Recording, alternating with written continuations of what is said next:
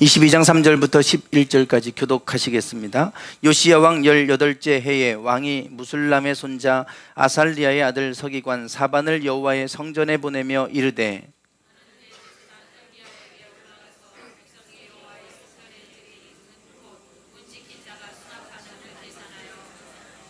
여호와의 성전을 맡은 감독자의 손에 넘겨 그들이 여호와의 성전에 있는 작업자에게 주어 성전에 부서진 것을 수리하게 하되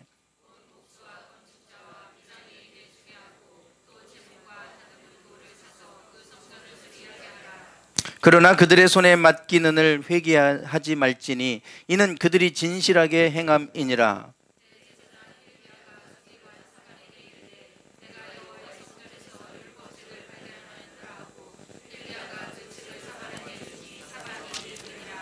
서기관 사반이 왕에게 돌아가서 보고하여 이르되 왕의 신복들이 성전에서 찾아낸 돈을 쏟아 여호와의 성전을 맡은 감독자의 손에 맡겼나이다 하고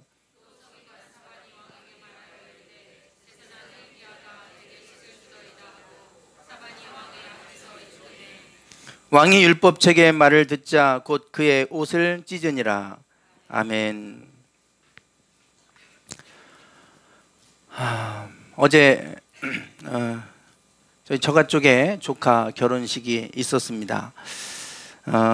처갓집에서 조카들 중에는 첫 번째 결혼식이었습니다. 제가 막내여서 이제 앉아서 접수를 받고 이제 돈 관리를 하는 이제 그런 중책을 맡았습니다. 1시간 전부터 이제 미리 가서 축의금을 받아야 되니까 이제 아침부터 부랴부랴 서둘러서 이제 올라가서 수원에서 결혼식이 있었는데요. 그 이제 돈을 받으면 또 금액을 쓰고 돈을 또 따로 빼서 또 모아놓고 또 장부에다가 이름 또 기입을 해야 되고 참 일이 많죠. 2명이 앉아서 그 일을 하는데 사람들이 막 우르르 몰려올 때는 정신없이 바쁩니다. 그래서 식권 달라는 사람도 있고 뭐 이러니까 참 바쁘죠. 그래서 이제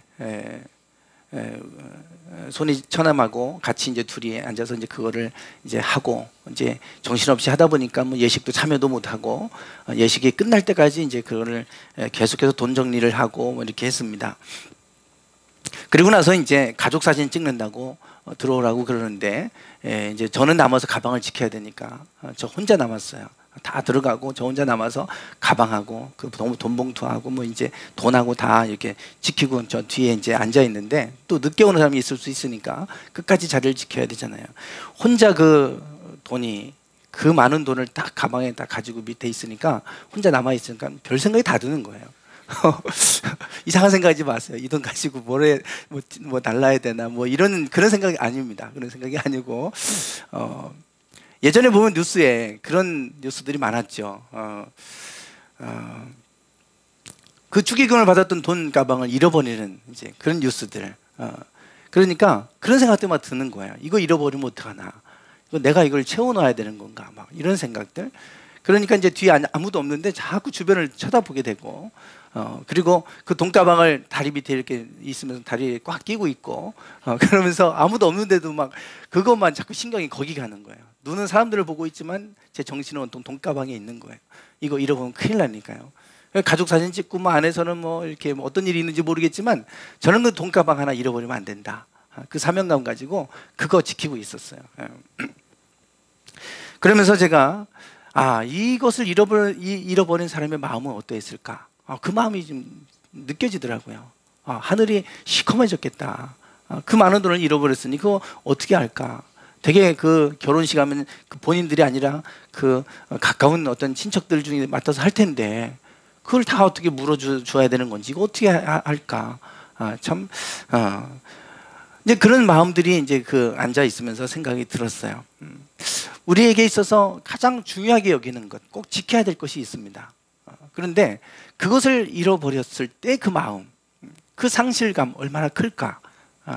그거를 잃어버리면 그때 그 마음을 이제 제가 간접적으로 그걸 좀 느꼈어요. 우리가 살아가는 데 있어서 반드시 잃어버리지 말아야 될 정말 귀중한 것이 있어요. 정말 소중한 것이 있어요. 그런데 소중한 줄을 모르고 혹 그거를 잃어버리고 살고 있는지도 몰라요.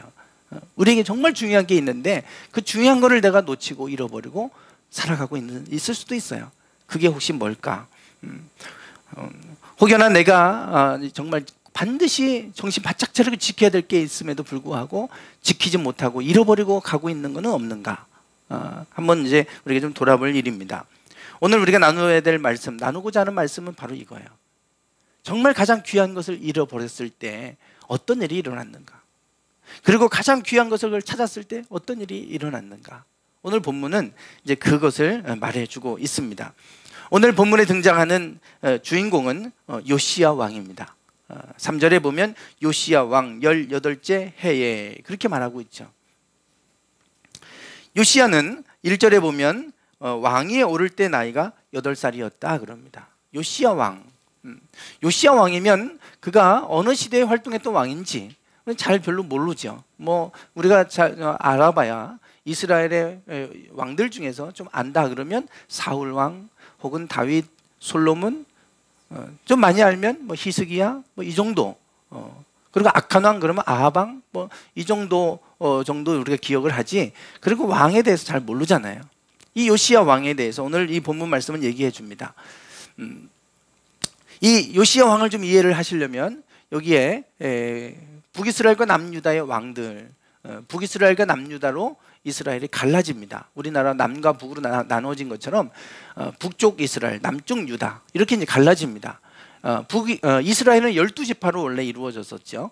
그런데 남쪽 유다 한 지파만 이제 남고 나머지 지파는 북이스라엘에 속하게 됩니다. 그래서 이 위에는 북이스라엘을 나타내고 요 아래 파란색은 남쪽 유다입니다. 북이스라엘은 색깔이 다 다른 이유는 이렇게 이제 반역이 일어나서 여로보암부터 솔로몬 이후에 반역으로 여로보암에 의해서 북이스라엘이 세워졌지만 그 아들 나답 때 2년째 되는 날 반역이 일어나서 바하사가 반역을 일으키고 왕위에 올랐다가 그 다음에 또 엘라에게 왕위를 물려준 다음에 또 반역이 일어나고 색깔이 바뀐 거는 계속해서 왕정이 바뀌는 겁니다. 반역이 일어나서. 그러니까 북이스라엘은 약 10번 정도의 이런 반역이 일어나서 계속 이렇게 정권이 교체되고 그러다가 결국은 요때 망합니다. 721년이죠. BC 721년. 남쪽 유다는 계속해서 다윗의 후손이 왕위를 계속해서 물려받게 됩니다. 그래서 색깔이 바뀌지 않습니다. 파란색입니다. 다만 이 빨간색과 파란색은 악한 왕들입니다. 하나님 보시기에 악했던 왕들이죠. 그리고 파란색 왕들은 하나님 보시기에 선했던 왕들을 표시한 겁니다. 지금 우리가 보고자 하는 요시야 왕은 여기에 있습니다. 지금 멸망이 BC 587년에 남쪽 유다도 멸망하는데 멸망하기 마지막 끝자락에 지금 있는 왕입니다. 총 이 유다 남쪽 유다의 왕을 세 보면 15명, 19명의 왕이 등장을 하는데 그 중에 15번째에 해당합니다. 요 뒤는 뭐 3개월하고 11년, 3개월, 11년 그러다가 이제 멸망합니다. 그래서 결국은 요시야 왕 이후로 이제 퇴락의 길을 걷다가 멸망한다라고 하면 이제 그렇게 아시면 되겠습니다. 네. 자, 근데 이제 이 요시야를 좀 얘기하기 전에 요시야 왕을 얘기하기 전에 좀 우리가 잘 아는 여기 히스기야 왕이 있습니다. 히스기야. 요 히스기야가 있는데 요 히스기야 왕 때 히스기야 왕은 어떤 왕이었는가? 히스기야에 대해서 좀 설명하고 있어요. 18장, 열왕기하 18장부터 쭉 나오는데 한번 좀 찾아보시죠. 본문 말씀 책갈 피해 놓으시고 18장 3절부터 한번 좀 보겠습니다. 네, 히스기야가 그의 조상 다윗의 모든 행위와 같이 여호와께서 보시기에 정직하게 행하여 그가 여러 산당들을 제거하며 주상을 깨뜨리며 아세라 목상을 찍으며 모세가 만들었던 놋뱀을 이스라엘 자손이 이때까지 향하여 분향함으로 그것을 부수고 누후수단이라 일컬었더라. 히스기야 왕의 행이 하나님 앞에 얼마나 정직하게 행했는지 하나님 보시기에 정직하게 행했다. 그 정직한 모습은 뭐냐면 여러 산당들을 제거했다는 겁니다. 성전에서 하나님 앞에 제사해야 되는데 산에 높은 곳에 아니면 신령하게 여겨지는 곳, 나무 밑에라든지 뭐 이런 곳에 단을 쌓아놓고 우리가 무슨 돌 쌓아놓고 이렇게 빌고 하는 것처럼 그런 그 당시에 그 땅 가운데 있는 이방 풍습들 이런 거하고 막 짬뽕이 된 샤머니즘과 같은 이제 그런 일들을 한 것이죠. 그 산당들을 제거하고 거기에 있는 주상, 우상 덩어리를 깨뜨렸다 이거예요. 그리고 아세라 목상을 찍어버렸고 심지어는 모세가 만들었던 놋뱀, 그때까지도 이 놋뱀이 있었는데 그것에 사람들이 분향하고 있었다. 그래서 그것 자체가 우상이 돼버려서 그 하늘에 달린 지팡이 위에 달린 그 불뱀을 분향했던, 이제 그것을 그래서 히스기야 때 다 부숴버렸다는 거예요. 하나님 앞에 예배를 세우기 위해서 했던 일들입니다. 그리고 히스기야가 이스라엘 하나님 여호와를 의지하였다 그랬어요. 그의 전후에 유다 여러 왕 중에 그러한 자가 없었다. 하나님을 의지했던 왕들, 그 많은 왕들 중에 히스기야처럼 하나님을 의지했던 왕이 없었다. 그래서 그가 여호와께 연합하여 그에게서 떠나지 아니하고 여호와께서 모세에게 명령하신 계명을 지켰더라. 그렇게 말합니다. 그러니까 히스기야 왕은 이런 왕이었다는 거예요. 하나님 앞에서 하나님의 계명대로 말씀대로 살려고 했던 사람이고, 그리고 하나님과 늘 연합하여서 하나님을 의지하며 살았던 왕, 그게 히스기야 왕이었다는 겁니다. 자, 그러면 다시 여기를 보세요. 여기 히스기야가 여기에 있죠. 여기 히스기야. 이 히스기야 때 북이스라엘의 왕은 누구냐? 호세아입니다. 호세아인데 호세아는 9년을 통치하고, 그리고 9년째 될 때 아시리아가 쳐들어와서 북이스라엘은 멸망합니다. 그때 북아시리아 대제국, 세계사에 등장하는 이 아수르 제국이 이 북이스라엘을 쳐들어와서 북이스라엘을 멸망시킵니다. 그때 이 남쪽 유다 왕은 히스기야 왕이에요. 히스기야, 남유다가 뭐 그렇다고 어마어마하게 강대국도 아니었고요. 북이스라엘보다도 더 약했던 때입니다. 그러니까 북이스라엘이 멸망할 정도면 남유다도 함께 멸망해야 되는 상황이에요. 북이스라엘을 멸망시키고 남쪽 유다까지 침범해서 다른 도시들도 다 무너뜨리고 예루살렘을 포위했어요. 예루살렘은 이 산지를 내게 주소서라고 하지 않습니까? 유다 산지예요. 산 꼭대기 위에 있는 도시입니다. 그래서 그곳을 성으로 다 삥 둘러서 싸고 있기 때문에 그곳을 이제 공격하기가 어려워요. 아주 요새예요. 천하의 아주 요새와 같은 곳인데, 그래서 로마가 AD 70년에 예루살렘을 함락시키기 위해서 거기를 결국 어떻게 했냐면 토산을 쌓았다 그랬어요. 그 산 골짜기를 다 흙으로 메워가지고, 그리고 나서 거기를 이 예루살렘 성벽을 무너뜨렸습니다. 그 정도로 아주 요새와 같은 곳인데, 이 아수르도 마찬가지예요. 예루살렘을 함락시키기가 어려워요. 그러니까 거기를 포위해버렸어요. 1년을 포위하면 먹는 물이나 먹을 식량이 없기 때문에 다 죽겠죠. 고사작전을 피면 오래 갈 수가 없어요. 히스기야 때 지금 예루살렘이 함락되기 직전에 포위된 상태에 있었어요. 그럼에도 불구하고 하나님은 히스기야와 함께 하셨습니다. 그래서 그 남유다 땅을 지켜주신 거예요. 북이스라엘은 멸망당했지만 남유다는 멸망하지 않고 하나님 지켜주셨어요. 갑자기 이 살마네셀이라고 하는 아수르의 왕이 북이스라엘을 멸망시키고 남유다도 함락시키기 전이었는데, 갑자기 그 나라를 비우고 나와 있는 사이에 그 아들이 반역을 행한 거예요. 그래서 돌아간 거예요. 그래서 돌아가서 자기가 죽습니다. 그래서 끝나요. 그래서 갑작스럽게 전세가 상황이 확 바뀌어버렸어요. 그 나라에 아수르의 반역이 일어나서 결국 돌아갈 수밖에 없는 상황이 된 거죠. 성경에 그 얘기가 나옵니다. 세계사에도 그 이야기가 나와요. 그래서 하나님이 참 놀랍게도 히스기야가 그때 하나님을 앞에 엎드려 기도하고 그랬을 때 하나님이 그 기도를 들으시고 그 나라에서 그런 일이 일어나게 해서 이스라엘을, 남유다를 지켜주셨어요. 그때가 바로 히스기야 왕, 하나님 보시기에 정직하게 행했던 왕이었어요. 정말 작았던 보잘것없는 나라가 아수르라고 한 대제국과 맞서 싸우는데 하나님이 함께 하셔서 지켜주셨어요. 그렇게 해서 결국은 그들이 물러갔으니까 승리한 거잖아요. 하나님이 승리케 하셨습니다. 그게 바로 뭐냐면 히스기야가 하나님의 계명대로 살려고 했던 사람이고, 그리고 산당들을 깨뜨리려고 했던 사람이기 때문에 하나님이 그들과 함께 하셨어요. 이게 바로 하나님을 경외하는 자들을 하나님 지켜주시고 경외하는 자들과 함께 하시는 모습입니다. 히스기야가 그래서 죽을 병에 걸렸을 때 하나님의 생명을 15년이나 연장시켜 주시지 않습니까? 히스기야 이야기가 18장에 그래서 나와요. 이런 히스기야, 근데 그 아들이 므낫세입니다. 므낫세. 요시야 왕의 할아버지예요. 므낫세인데 이 므낫세에 관한 문제는 이제 요 므낫세 때 일어납니다. 히스기야 때는 하나님의 계명을 말씀대로 율법대로 지키며 살려고 했던 사람인데 므낫세 때는 전혀 다른 상황이 이제 전개가 됩니다. 21장을 한번 보시겠습니다.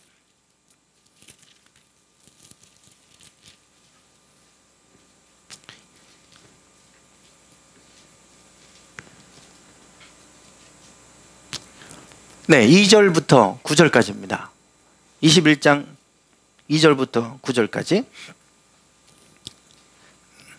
제가 읽어보겠습니다. 므낫세가 여호와 보시기에 악을 행하여 여호와께서 이스라엘 자손 앞에서 쫓아내신 이방 사람의 가증한 일을 따라서 그의 아버지 히스기야가 헐어버린 산당들을 다시 세우며 이스라엘의 왕 아합의 행위를 따라 바알을 위하여 제단을 쌓으며 아세라 목상을 만들며 하늘의 일월 성신을 경배하여 섬기며 여호와께서 전에 이르시기를 내가 내 이름을 예루살렘에 두리라 하신 여호와의 성전에 제단들을 쌓고 또 여호와의 성전 두 마당에 하늘의 일월 성신을 위하여 제단들을 쌓고 또 자기의 아들을 불 가운데로 지나게 하며 점치며 사수를 행하며 신접한 자와 박수를 시nem하여 여호와께서 보시기에 악을 많이 행하여 진노를 일으켰으며 또 자기가 만든 아루색인 아세라 목상을 성전에 세웠더라.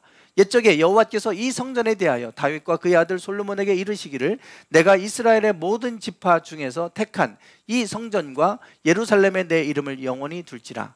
만일 이스라엘이 나의 모든 명령과 나의 종 모세가 명령한 모든 율법을 지켜 행하면 내가 그들의 발로 다시는 그의 조상들에게 준 땅에서 떠나 유리하지 아니하게 하리라 하셨으나 이 백성이 듣지 아니하고 므낫세의 꾀물 받고 악을 행한 것이 여호와께서 이스라엘 자손 앞에서 멸하신 여러 민족보다 더 심하였더라. 아멘. 지금 므낫세가 행한 일들을 보십시오. 히스기야 때 다 무너뜨렸던 산당들을 다시 세웠어요. 그리고 거기다가 아세라 목상과 여러 가지 주상들을 다 만들어 놓고 우상을 섬기게 했습니다. 심지어는 아세라 목상을 성전에 세웠다 그랬어요. 하나님 앞에 예배하는 이 성전 안에다가 아세라와 바알을 위한 제단을 쌓아놓고 거기다 그 목상들을 세워놓고 그리고 그 우상들을 위해서 제사하는 곳을 만들어버렸어요. 성전을. 아주 기가 막힌 노릇이죠. 히스기야 때는 그러지 않았는데 지금 므낫세 때 와가지고 악행을 범하기 시작하는데 그 악행이 뭐냐? 하나님의 성전을 더럽혔다는 거예요. 하나님의 성전에서 하나님을 예배하는 게 아니라 일월 성신을 숭배하게 만들고 그리고 각종 우상들을 섬기게 만드는 그런 음란한 곳으로 만들어 버렸다는 겁니다. 이게 바로 므낫세 때 일어난 일입니다. 어떻게 히스기야 때는 그렇지 않았는데 므낫세 때는 이런 일이 일어났을까? 참 어떻게 왜 이런 일이 가능할까? 이게 지금 므낫세가 이런 악행을 범했는데요. 므낫세가 지금 여기 있습니다. 여기 요시야의 할아버지죠. 55년간 통치합니다. 이런 악한 왕이 나타나서 55년을 통치해요. 뉴스를 보면 계속 이런 얘기 나오죠. 네. 계속 이런 얘기, 이분들 얘기 나오잖아요. 아주 지긋지긋할 정도로 얘기 나옵니다. 나라가 엉망이 되어버렸잖아요. 나라가 엉망진창이에요. 이게 몇 년 만에 이루어진 일입니까? 지금 대통령이 되고 2013년 2월 25일 날 취임식 했습니다. 만 4년이 아직 안 됐어요. 거의 만 4년 다 됐어요. 4년 만에 나라가 절단날 수 있어요. 4년 만에도. 나라가 한 사람이 지도자가 이렇게 돼서 나라를 망가뜨리려면 지금까지 쌓아놓은 거 하루아침에 무너뜨릴 수 있어요. 그런데 므낫세는 몇 년 통치했습니까? 55년을, 이 악한 왕이 55년을 통치했으니 그 나라가 얼마나 황폐화됐겠어요. 그거는 눈에 보지 않아도 뻔한 거 아닙니까? 지금 이 나라가 한 사람이 그렇게 지도자가 돼서 이렇게 해도 나라가 막 이렇게 시스템이 엉망이 되고 이게 막 모든 영역에서 다 부패가 하고 막 엉망이 되는데 55년을 일했다 그러면 여러분 히스기야가 세우는 거 하루아침에 무너뜨릴 수 있어요. 55년을 이렇게 만들어 놨으니 나라가 꼴이 어떻게 됐겠습니까?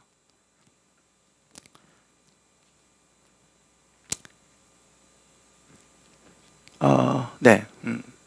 지금 도표를 다시 한번 보실까요?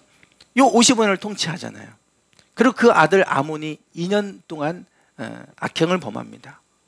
그런데 그 아몬에 관한 얘기도 나와요. 아몬에 관한 얘기도 나오는데, 이 아몬은 아버지의 뒤를 이어서 왕의 자리에 올라갔지만 2년 만에 백성들이 반역을 일으켜서 아몬을 죽여버려요.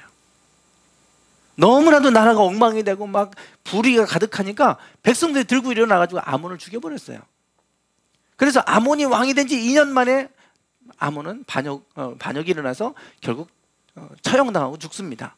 그리고 나서 요시야가 왕위에 올라요. 8살 때의 일입니다.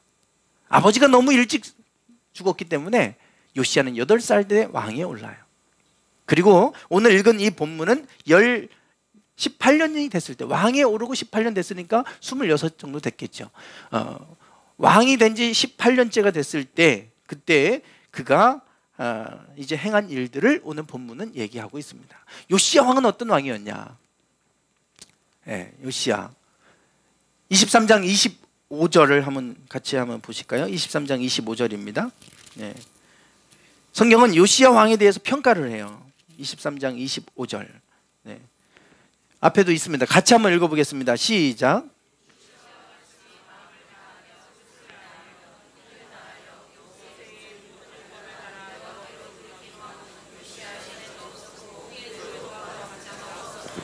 아멘. 네.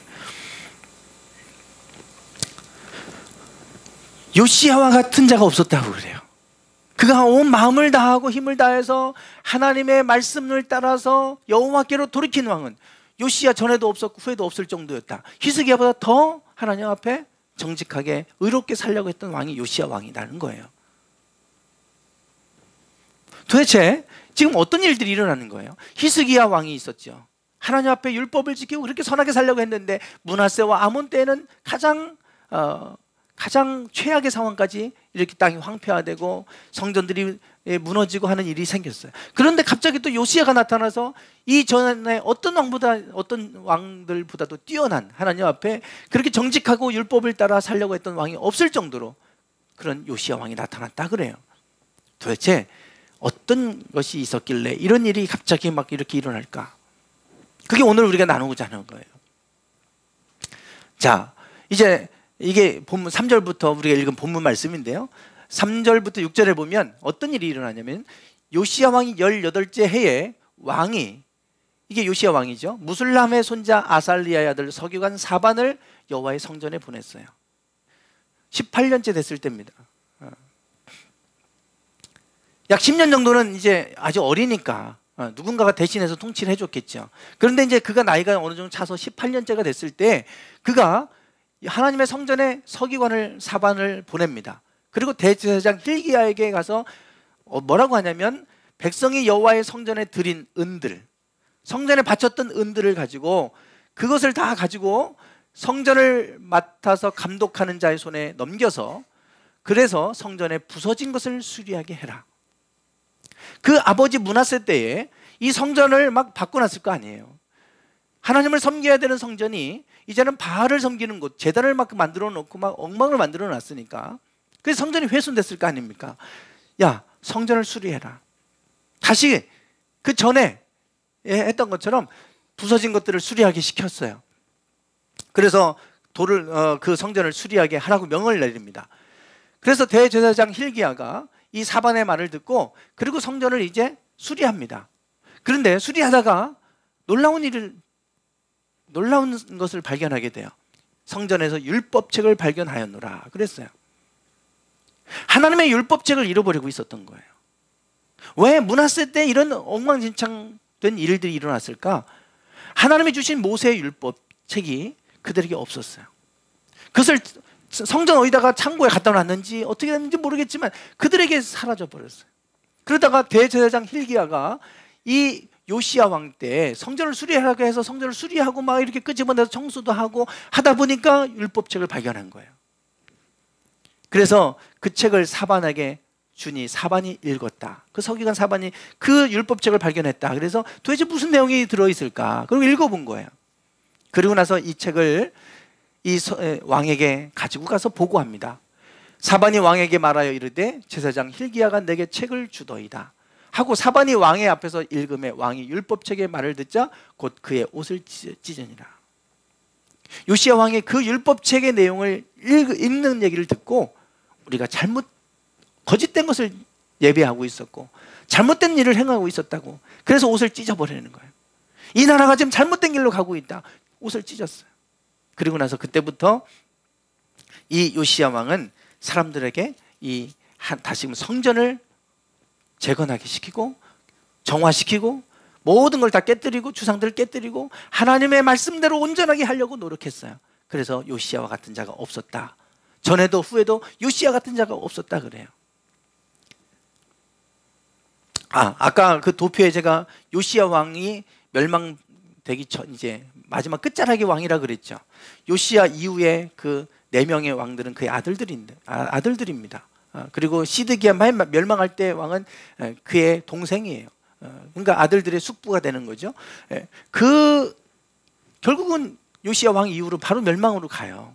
원래 성경은 뭐라고 얘기하냐면 므낫세가 너무나 악행을 범해서 이 땅을 하는 멸하기를 결정하셨어요. 그러나 요시야 때문에 그거를 뒤로 늦추셨다 그래요. 요시야 때문에. 그래서 요시야 때문에만 그래도 하나님 안전하게 지켜주셨다가 그 후손들 때에는 또 이제 악행이 이루어지니까 그냥 하나님 멸망하게 해서 BC 587년에 이 남유다도 멸망하게 됩니다. 결국은 이 히스기야나 요시야 왕의 공통점이 있어요. 그들에게 잃어버렸던 하나님의 책을 발견한 거예요. 므낫세와 아모레 때, 이 악했던 때를 보면 하나님의 책을 잃어버리고 있었어요. 창고에다가 갖다 넣어버리고 그리고 그 말씀대로 살지 않았던 거예요. 그러다 보니까 온갖 세상 풍속들이 다 그 안에 들어와 버려가지고 잘못된 것들을 섬기고 숭배하고 하는 그런 더러운 땅으로 변해버리게 된 겁니다.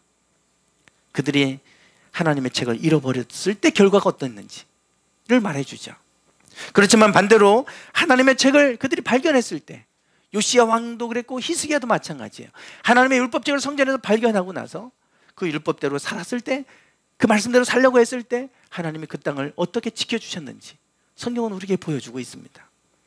오늘 우리가 하나님의 말씀, 이 안에 기록된 하나님의 말씀이 정말 보화와 같은 것인데 혹 우리가 이 하나님의 말씀을 잃어버리고 살고 있는지 몰라요. 너무나 가까이에 있지만 성경책조차 떠들어보지 않고 주일날 와서 한번 들고 왔다가 가는 이 말씀은 그렇게 묻혀 있으면 안 되는 책이잖아요. 하나님은 이 안에 하나님의 마음을 담았고 하나님의 뜻을 담았고 하늘 나라의 비밀들을 이 안에 담아 놓으셨는데, 이 성경책은 우리가 회복할 때 요시야 왕처럼 히스기야처럼 하나님이 그 책을 발견했을 때 그 시대 가운데 함께 하셨고 그들을 또 지켜주셨고 보호하셨던 걸 봅니다. 강대국들이 막 일어날 때, 아수르, 바벨론, 헬라, 로마 이런 거대한 대제국들이 막 일어날 때에도 하나님의 말씀을 지키고 있었을 때는 안전하게 지키셨어요. 보호하셨어요. 다윗과 솔로몬 때를 보세요. 그들이 부흥기를 이루지 않습니까? 그러나 이 모든 정세들 가운데 하나님의 말씀을 잃어버릴 때 보면 꼭 이방 민족들이 득세를 하고 강성해져서 결국은 그들이 몰락하는 모습들을 봅니다. 하나님의 말씀을 잃어버렸을 때 나타나는 현상입니다. 우리나라 이렇게 보면 지금 십자가들이 수도 없이 많이 세워져 있잖아요. 수도 없이 많이 세워집니다. 세종에 사신 분들도 보실 거예요. 세종 신도시가 막 생기면 상가 막 곳곳마다, 저도 가보면 막 상가마다 다 교회들이 하나씩 다 들어가 있는 것 같아요. 십자가들이 많잖아요. 그래서 막 뭐라 욕합니다. 십자가 너무 많다는 막 뭐라고 막 욕을 해요. 어떤 목사님이 그러더라고요. 도시 하나 세워지면 가장 많이 들어오는 게 교회, 부동산, 중개업자들. 그래서 이제 북한이 통일되면 가장 먼저 들어갈 게 2개 있다는 거예요. 뭔지 아시겠죠? 교회하고 부동산 중개업자가 가장 먼저 북한에 들어갈 거래요. 그 정도로 이게 우스갯소리를 하는 얘기지만 별로 좋은 얘기는 아닌 것 같아요. 사실 좋은 얘기인데 그 땅 가서 그 땅을 살리게 하는데 교회가 앞장서 나가잖아요. 근데 좋지 않은 의미로 이렇게 얘기를 해요. 세계를 나가보세요. 교회 발견하기가 어렵습니다. 우리는 이거 막 너무 과하다고 교회들끼리 경쟁하고 막 이러니까 사실은 이것이 아주 부정적인 얘기를 하지만 세계 나가보시면 교회 찾아보기가 참 힘들어요. 교회를 발견하면 너무 기쁜 거예요. 하나님을 예배하는 곳들이 잘 보이지 않아요. 하나님을 예배하는 교회들이 많다는 건 이건 축복이에요. 너무 과해서 좀 문제겠지만 이거는 하나님의 축복이에요. 원래 우리나라가 이런 나라가 아니었잖아요. 우리나라 기독교 역사 130년밖에 안 됩니다. 그 짧은 역사 속에서 이렇게 많은 교회들이 세워진 것, 하나님의 은혜예요. 예전에 우리가 조선시대 때부터 우리 조상들이 이렇게 하나님 섬기지 않았고요. 하나님을 섬기면 순교당을 각오하고 섬기고 해야 됐잖아요. 여기 보시면 토마스 선교사가 있습니다. 1840년에 태어나서 1866년에 죽어요. 만으로 26년을 살아갑니다. 우리나라에 제너럴 시어머노 사건이 1866년에 일어나죠. 그때 그 당시는 흥선대 원군이 쇄국 정책을 펴고 있을 때였습니다. 그래서 문호를 개방하지 않았어요. 꼭꼭 빗장을 걸어 잠그고 외부 세력이 들어오지 못하게 막았습니다. 그래서 미국에서 제너럴 시어머노 상선이 들어와서 문호를 개방하라고 그런 거예요. 돌아가라. 우리는 문호 개방하지 않는다. 돌아가라. 근데 그들은 그냥 힘으로 그냥 밀고 들어옵니다. 그러니까 그들을 몰아내야 되니까 작은 배에다가 불을 질러가지고 그냥 띄워서 배에 보내버린 거예요. 그 제너럴 시어머노 배에 불이 붙어가지고 결국은 배가 다 타서 침몰하는 상황이에요. 그때 그 배에 함께 타고 왔던 선교사가 토마스 선교사입니다. 중국에서 활동하다가 이 조선 땅에 복음을 전해야 되겠다. 그래서 이 조선 땅에 들어가기 전에 성경을 한국말로 조선어로 이 번역을 한 거예요. 중국말을. 그래 번역한 성경책 다 번역한 건 아니지만 일부를 번역을 해가지고 그 몇 권을 번역한 책을 그들에게 전해주기 위해서 온 거예요. 그 제너럴 시어머노를 타고 중국을 거쳐서 한국으로 이 조선으로 오는 이 제너럴 시어머노를 타고 왔는데 결국은 그 배에 불이 붙어서 살 수가 없으니까 사람들이 살기 위해서 막 뛰어내리죠. 배에서. 그래서 무드로 올라오면 다 목을 잘라서 참수해서 다 죽였습니다. 이 토마스 선교사도 마찬가지예요. 그래서 토마스 선교사가 이렇게 참수당할 때 모습을 그림으로 그린 건데요. 결국은 저가 참수당하기 전에 이 성경책 몇 권 던져놓고 죽었어요. 자기가 번역해놓은 성경책 몇 권 던져놓고 죽었어요.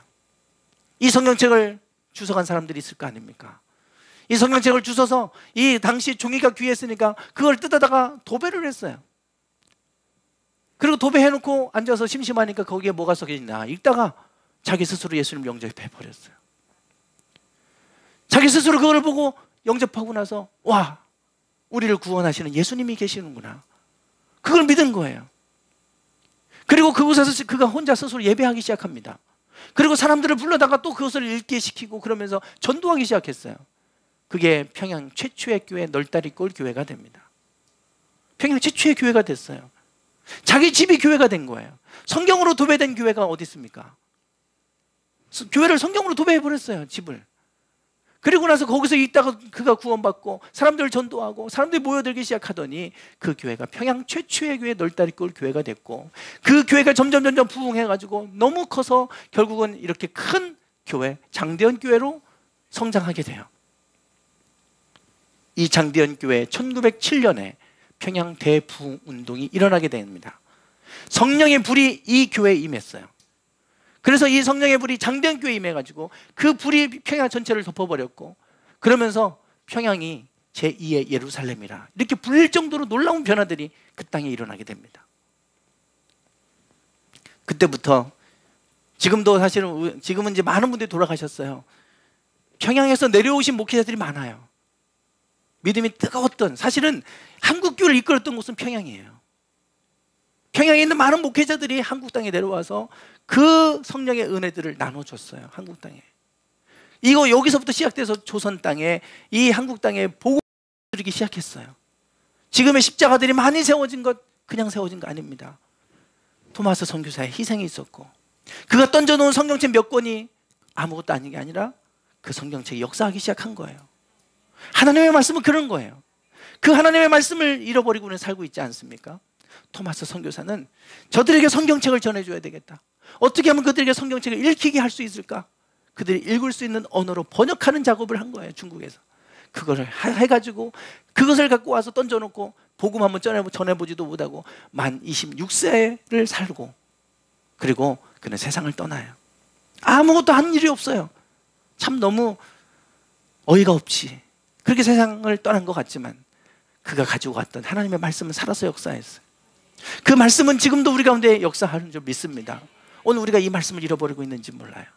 그 말씀이 그들에게 전달됐을 때 이 한국 땅이 변화된 거 보십시오. 이게 하나님의 말씀이 행하시는 일들입니다. 오늘 우리가 십자가를 볼 때마다 우리는 토마스 선교사의 성경책을 기억하셔야 돼요. 거기서부터 교회가 세워지고, 거기서부터 놀라운 부흥이 일어났고, 거기서부터 한국 땅이 이렇게 변화된 거예요. 하나님의 말씀은 이런 역사를 이룹니다. 요시야 때가 그렇게 됐어요. 하나님의 말씀을 잃어버렸던 말씀을 발견하고 나서 옷을 찢으면서 야, 우리가 잘못했다, 우리가 하나님 앞에 잘못 살았다. 그리고 나서 그 말씀대로 다시 바꿔가기 시작하면서 다시금 그 땅이 새롭게 변화되는 일들이 일어났어요. 그래서 므낫세 때 악행해서 하나님이 멸하기로 했던 게 요시야 때에는 멈춥니다. 하나님의 심판이 멈췄던 때가 요시야 때예요. 33년 통치할 그 기간, 하나님이 그들을 지키신 때예요. 그때 신흥 강대국 바벨론이 막 일어나서 아수르를 무너뜨리고, 그리고 그 나라를 침범할 때입니다. 그런데도 하나님이 요시야 때를 지키셨고, 그리고 그 이후에서야 비로소 이제 그 나라가 멸망당해요. 성경은 요시야가 하나님 앞에 이런 사람이었기 때문에 이어서 그 나라를 지키셨다고 얘기합니다. 오늘 하나님의 말씀, 우리가 잃어버렸던 하나님의 말씀을 다시 회복하기 원합니다. 이 말씀은 우리 가운데 살아서 역사할 것이고, 이 말씀이 우리 안에 심겨지면 반드시 그 말씀은 우리의 인생을 이끌어가는 등불이 되는 말씀이 될 줄 믿습니다. 기도하겠습니다.